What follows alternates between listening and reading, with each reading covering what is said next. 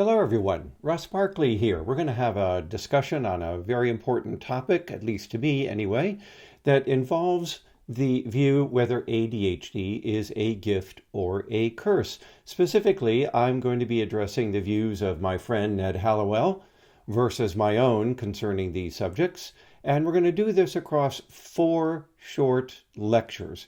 Now, mind you, the content here was based largely on a discussion that Ned and I had in public together at the CHAD meeting back in 2011. But I've gone ahead and updated these views to some extent so that you can see how we may differ and where we may agree on various points of interest. Often Ned and I are contrasted as holding 2 very opposing views of ADHD. Ned, of course, known for his proposition that ADHD is a gift that one can unwrap and grow from, and in doing so, he inspires hope in his patients. I, on the other hand, have been accused of portraying ADHD as a curse, as a pathology, and rarely noting any of the positive aspects that may go along with this disorder. So in this 4-part lecture, we're going to have a look at these ideas, and hopefully you'll come away with a more, if you will, nuanced version of our differences, but also an appreciation of our many similarities. Now, let me get my PowerPoint presentation up here. Let's see, there we go. Handsome guys there, aren't they? And let's begin by just talking a little bit about the background of this discussion in this first lecture. In the second lecture, we'll go ahead and talk more about other aspects of this, if you will, debate or disagreement. What you're going to learn, however, is that there's more agreement than disagreement between Ned and I. Now, Ned's ideas have been set forth in his very popular books, beginning with Driven to Distraction, followed by Delivered from Distraction, more recently, his book on ADHD 2.0. All of these have been done, of course, with his co-author, John Rady. Both of them say that they have adult ADHD and bring their personal experiences and wisdom into their writing, along with their appreciation for the findings from research on ADHD, particularly with adult ADHD. And I also want to thank Ned for putting adult ADHD on the map with regard to the public. Even though many of us have been talking about ADHD in adults for at least 10 years before he wrote Driven to Distraction, the public wasn't generally aware of these research papers and findings from longitudinal studies. And it was Ned and John who, I think to their credit, really put this before the public to make them aware that adults could in fact have ADHD.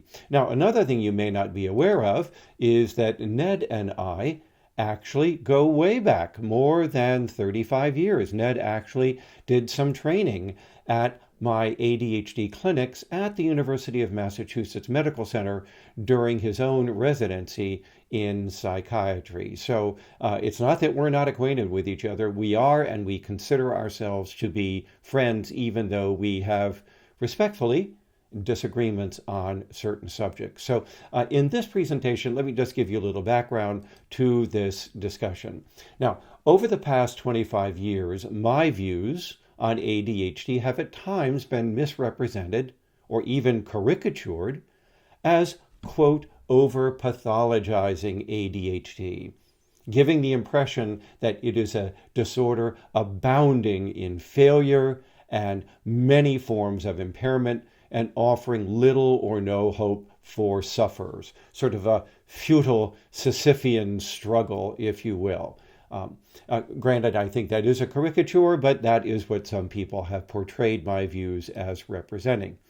Likewise, Dr. Hallowell's views have also been characterized, if not exaggerated, as being virtually Pollyannish, believing that everything about ADHD is positive, and Panglossian, believing that ADHD arose for a specific adaptive purpose.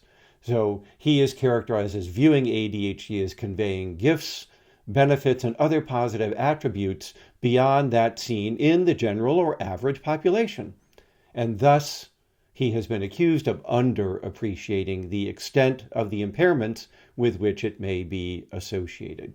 And I hope to convince you that neither of these extreme views on our positions accurately portrays the more complex and, as I've said, the more nuanced viewpoints that we hold and the many areas of agreement that we have. So in this 4-part series of videos, I'm going to explore these agreements and differences. Mind you, this is not a debate or a sporting contest, though I eventually will reach out to Ned and offer him the opportunity to create a video that I will post on this channel if he feels it is necessary to do so. But I hope that I represent his views reasonably accurately. We'll see. Second, I want to explain our viewpoints as I see them. Ned is certainly welcome to clarify those at any point in his own discussions, either on his own YouTube videos or over here at my channel. And then I want to clarify and update my own positions on the extent to which ADHD may be associated with any gifts or benefits and with any curses that involve significant impairment in major life activities. So I also hope to clarify the points of overlap in our positions. There are many, by the way, believe it or not, and to identify areas of disagreement. We do have a few, by the way. So disagreements in our perspectives on this particular disorder. I hope that this series of videos will allow viewers to appreciate our more nuanced and complicated viewpoints on the nature of ADHD and then the extremely polarized positions into which we have at times been cast. So that's the goal here. Now in the next video, coming up, part 2, we're going to talk about the areas of agreement. So thanks everybody for joining me for this short video, and I'll see you in a few days for part 2.